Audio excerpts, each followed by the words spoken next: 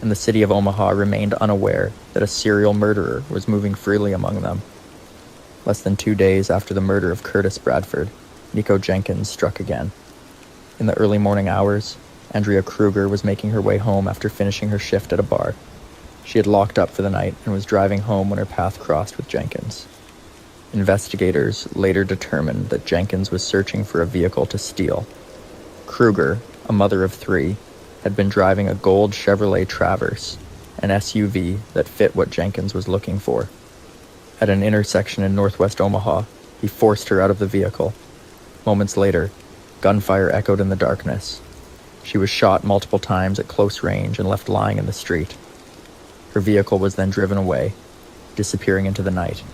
A short time later, a sheriff's deputy responded to reports of gunshots and found Kruger's body in the road. She had suffered multiple gunshot wounds to the face, neck, and shoulder. There were no immediate witnesses, and the crime scene offered few clues about who had committed the murder.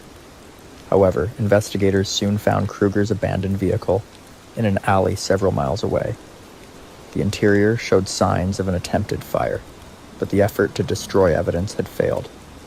At this point, law enforcement knew they were dealing with a highly dangerous individual.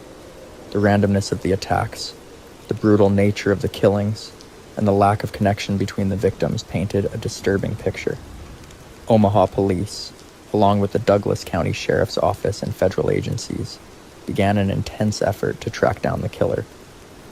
Surveillance footage from local businesses and residential areas near the crime scenes became a key focus. Detectives also examined records of recent firearm purchases, looking for any connection to the weapons used in the murders. It wasn't long before a critical lead emerged. A woman connected to Jenkins had been captured on security cameras, purchasing ammunition that matched the type used in the killings. With mounting evidence and growing public pressure, investigators worked around the clock to identify and locate the suspect responsible for the string of murders.